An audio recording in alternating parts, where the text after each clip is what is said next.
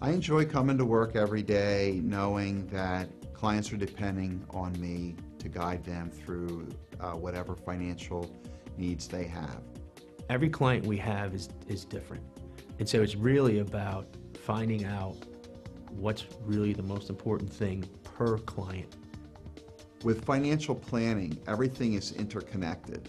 So a comprehensive plan means that you're taking care of income needs now, income needs in the intermediate term, and income needs long term.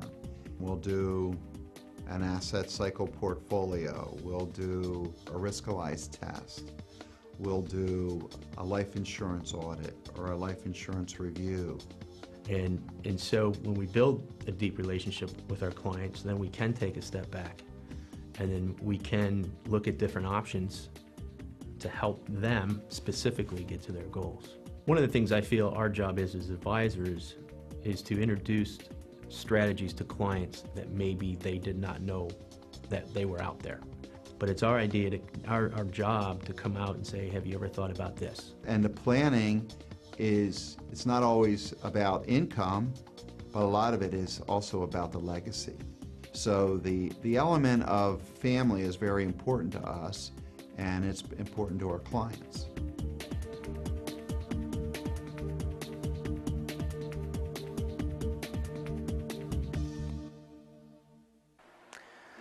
Hello, welcome to Financially Speaking with Jeff Bush. My name is Steve Jablonski and I'm the host for today's show. We have a fun topic today. It is, are you carrying the right financial tools inside your financial toolbox? And before we get started with that, I want to just welcome Jeff here, and we've been in the news a little bit. Yeah.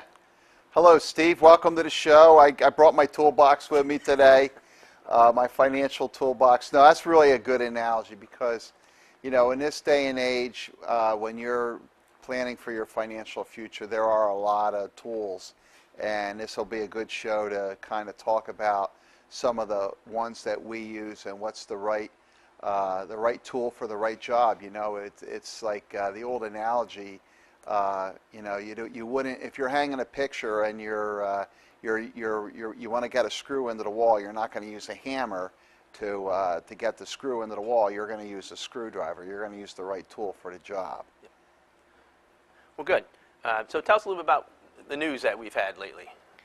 Yeah, well, so it's exciting. The last couple months have been truly exciting for us in terms of being in the news. I mean, I know I wrote an article for the Reading Eagle a couple months back, and I know, Steve, you were featured in the Norristown Patch, and then you know, I was interviewed for the U.S. News and World Report, and Barry was featured in, our colleague Barry was featured in Yahoo News and Investopedia. So it's nice to get a little bit of exposure in the news. It's good for our practice. It's good for, you know, for our visibility, and it helps us get some of the messages that we want to get out to our audience through those resources. Yep. And so Jeff, when we talk about tools in the toolbox, and a lot of our clients, they want income. They're retiring, they want income. So what are some of the ways that people look, some of the advantages and disadvantages? Well, there's a lot, you know, there's really a lot out there as far as income. And of course, the tricky part right now is we're in a low interest rate environment, and really have been for some time now. As we tape this today in 2018, you know, interest rates are starting to creep up a little bit, but they're still low relative to what they've been historically. So, you know, the tradition of, you know, buying a CD and just getting interest off of the CD, that's generally not going to cut it. So there's a lot of different ways you can do it. You can do it through bond. You can buy bonds that have, you know, a coupon on it, and high yield bonds that give you a little bit more money than just regular, you know, treasury bonds. Annuities are a good tool to use to generate income because there's some tax advantages, and these insurance companies put these fancy riders on them where you can generate income. So that's probably a topic for another day, just to talk about annuities. But We use that really as one of our planning strategies for income. The other thing that people do is they just take money out of cash, out of a money market, and while they're doing that, they let the rest of their money grow in more, more longer term investments. And we have a whole strategy to do that, and it's called asset cycle portfolio. And I think we're probably going to talk about that a little bit later in the show. But that's also a good strategy for generating income. And in your career, pensions have been really going away, so it's more important today than ever. Yeah, so people that retire today, or we like to say this is not your father's retirement, meaning that the pensions, by and large, have gone away. It used to be when you retired, you got a nice pension wherever you worked, and you got your Social Security, and then you were set. You didn't worry about anything else. You didn't worry about the stock market. You didn't worry about your 401k because you didn't have one. 401ks are pretty much new to this generation, but today it's very different because you have to be managing an asset. So it's much more tricky. It's trickier to do it today than ever before. Yeah, and so I know when people take money out of their investments for income, you really want to do it tax effectively or efficiently. So what are some of the scenarios there? How can you help people do that? Yeah, well, one of the things that, along with the 401k and all these retirement accounts, the IRA accounts, etc., they generally have tax liabilities to go along with them, unless they're a Roth, and we can talk about the Roth also.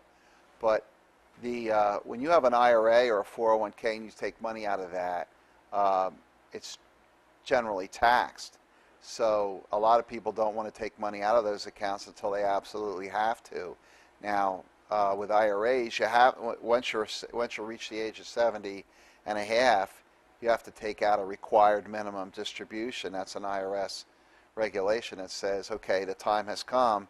You have to start paying us back. You have to start paying your taxes. So you have to be mindful of taxes when you're taking money out of these accounts. Now, if you have money that's not in a retirement account, or what we would call like an untaxed account or a non-qualified account, it's generally better to go to that resource first and take that money out, because you can generally take that out on a more tax-advantaged basis. Yeah, and also there on the non-IRA side with selling equities or stocks, and there's a way where if you keep it under a certain level in the tax bracket, that it may not be taxable, long-term gains.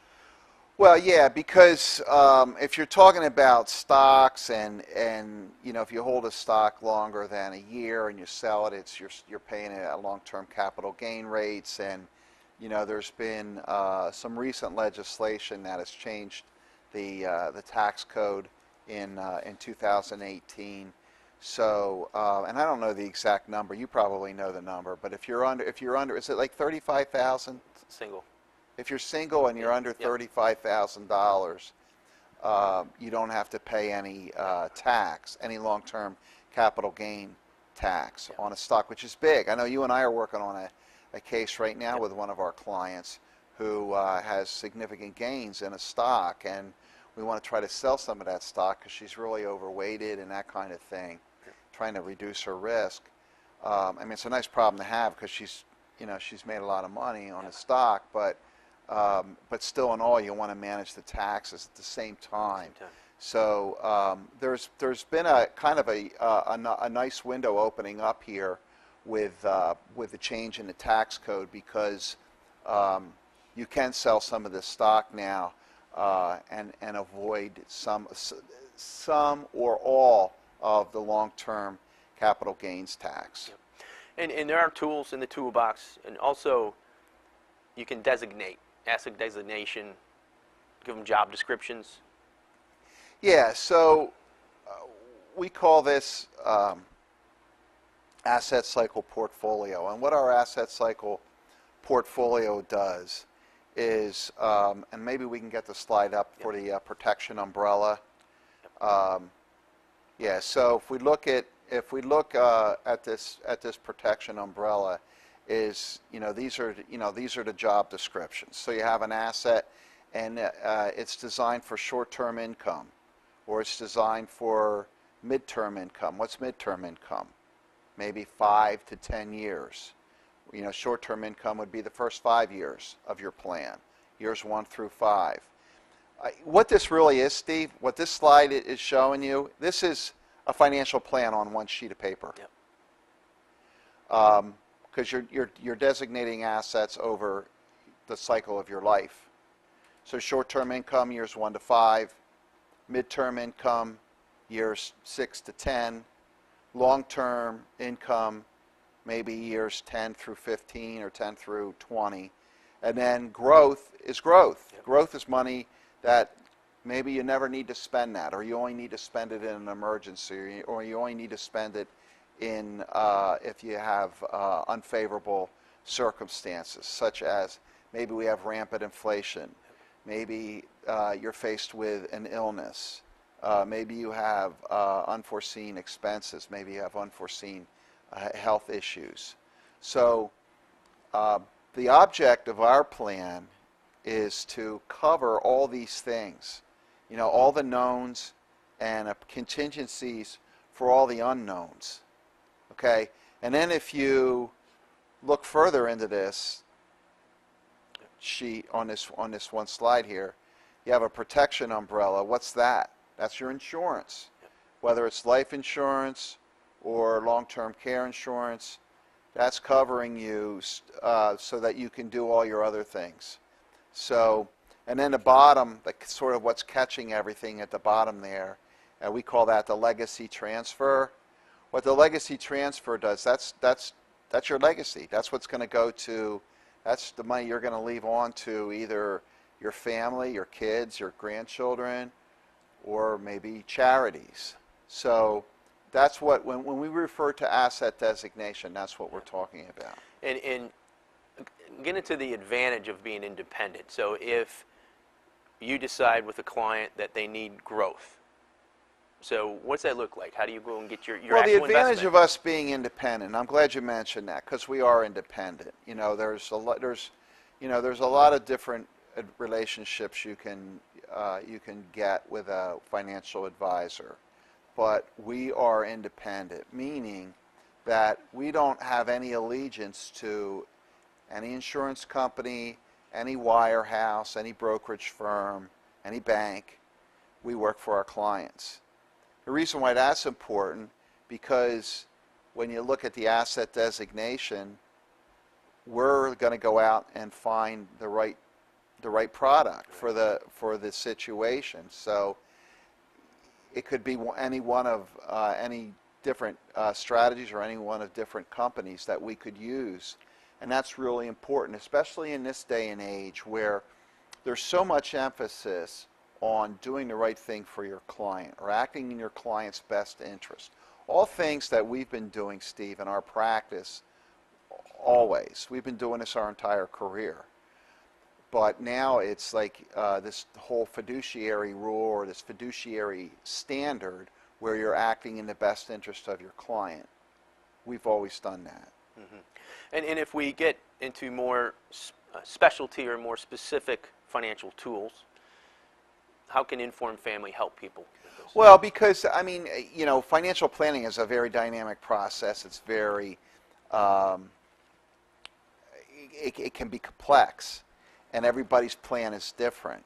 But some of the tools in our toolbox are, we have the independent objective portfolio analysis. What's that? Well, we look at your portfolio and we run it through some of our systems, our software for risk. We can determine whether you have good investments or bad investments. How have they done historically? How do they compare to their benchmarks? So we can sort of sort out the good, the bad, and the ugly. Social Security analysis. A lot of what we do, Steve, and over the course of the last 6 or 7 years, we've been taking our show out on the road a lot, and we've been talking about Social Security, bringing our message to the masses, if you will. because Social Security is such an important decision, and you can't do it, just based on what your brother-in-law tells you is good, or what they're saying at the hairdresser.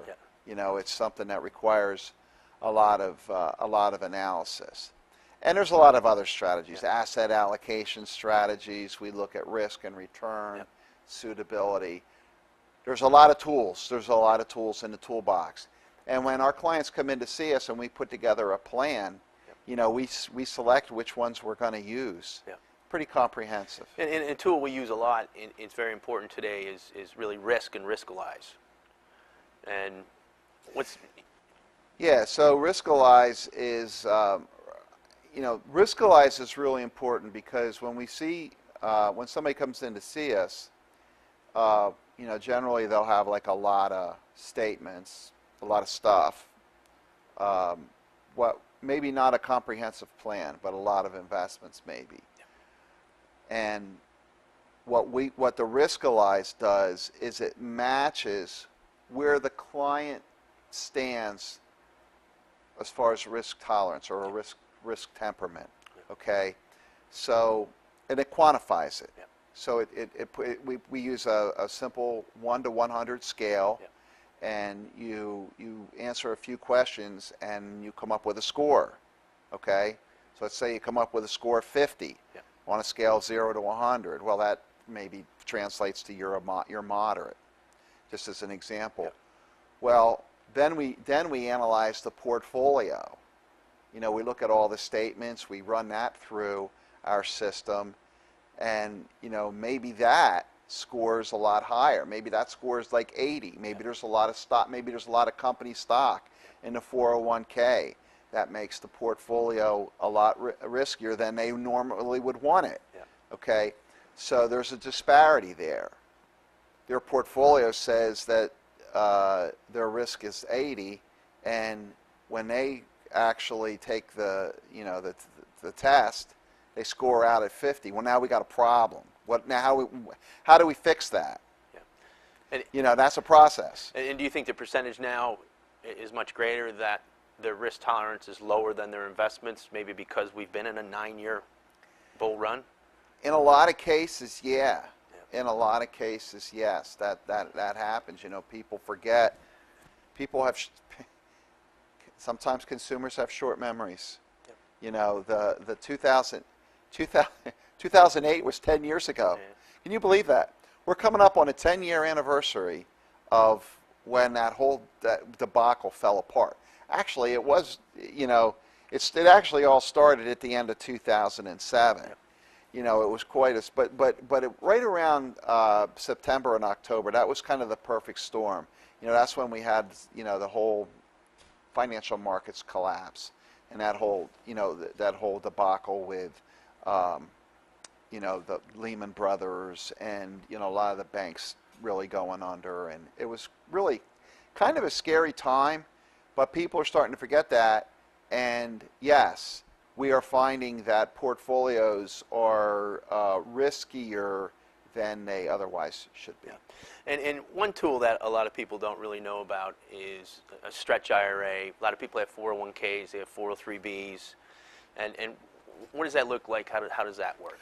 Well, a stretch out IRA is it's really a strategy that we use for estate planning, and it allows the next generation to take an IRA account and stretch the value and the payments out over their lifetime.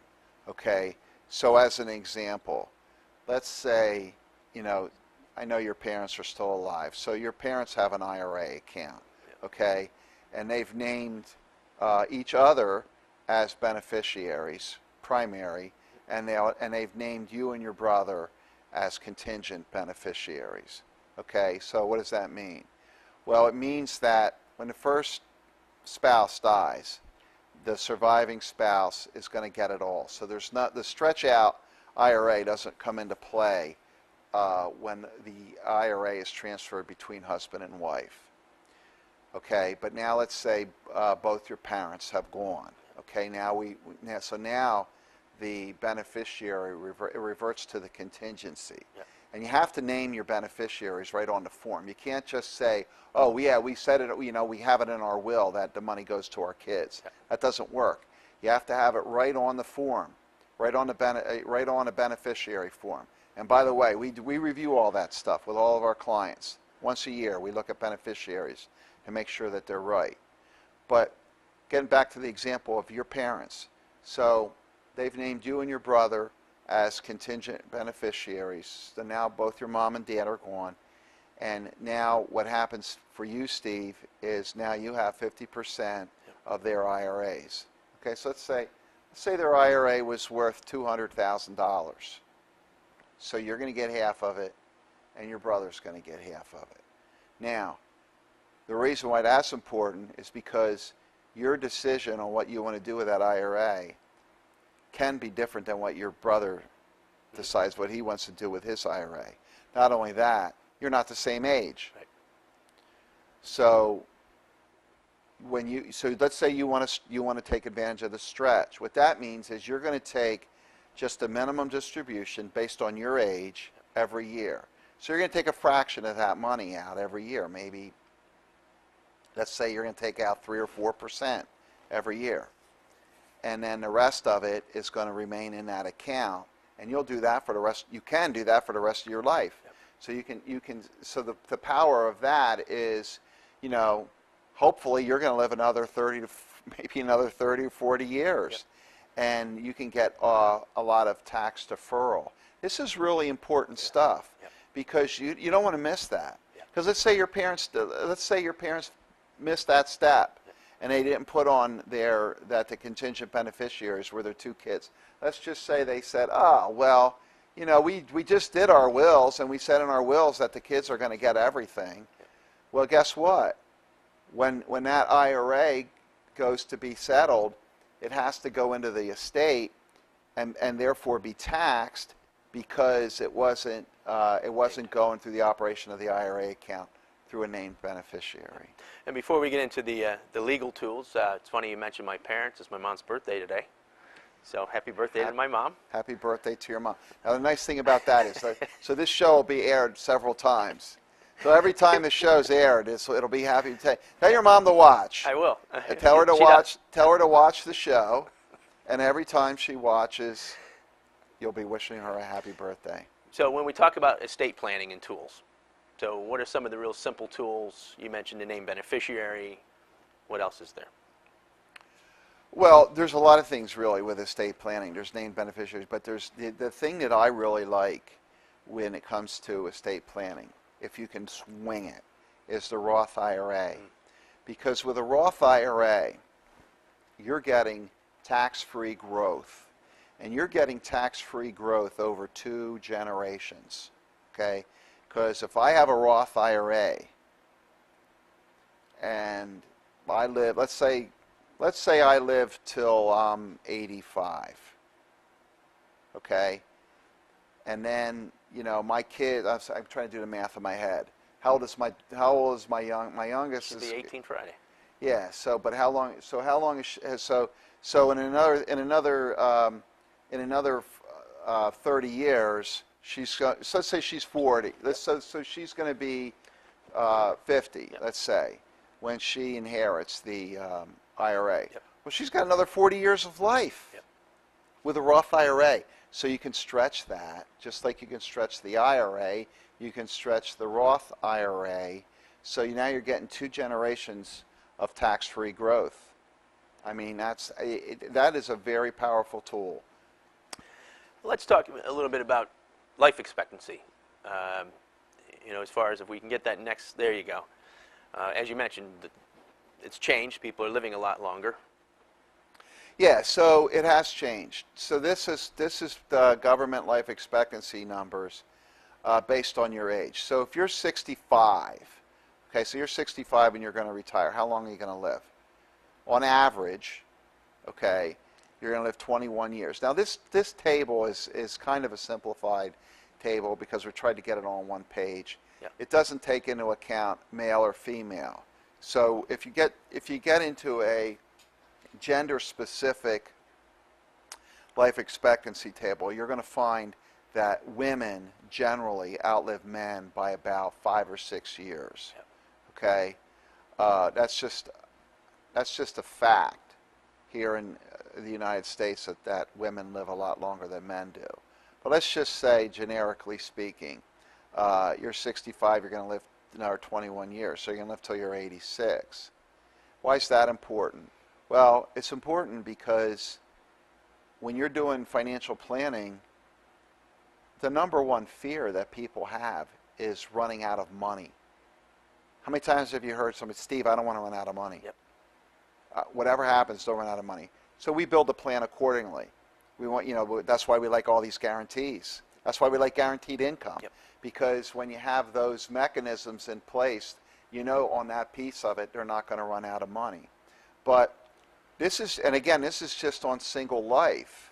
Okay, so if you've got a husband and wife that are 65, when you look at joint life expectancy, now we're looking more like 90. Yep. Than you are 86. Yep. Okay, but this is important. This is an important progression, because look at 75. If you make it to 75, now your life expectancy is 13 years, which gets you to 88, 89. Yep. Okay, so, and we have clients that are 75. We have a lot of them. We've been doing this for a long time, so we have clients that are older. If you're 80, you're going to live another 10 years. So that gets you to 90. So the point here is that, if we look at just the demographics of America, people are living longer and they're retiring earlier. Yep. Okay, so what does that mean? That puts a lot more stress on the financial plan, because you have to make the money last a lot longer. Yep. Okay, so that's, of course, that doesn't make our job any easier. Okay, so as we wrap up here today, a couple things, and of course we take the show on the road. We're around town. We're going to be right here in Pottstown in July at our favorite location down there on down there on the High Street in Pottstown, Lily's Grill. And if you want information on that workshop, or if you want to call us for tickets, there's our information up on the board, up on the screen. You can send us an email or give us a call. But anyway, Steve, to put a wrap on today's show, the moral of the story is that retirement today is not like retirement a generation ago. Yep. And there's a lot of tools in your toolbox that you're going to have to use to make it a long and a pleasant retirement. So with all that being said, this is Financially Speaking with Jeff Bush.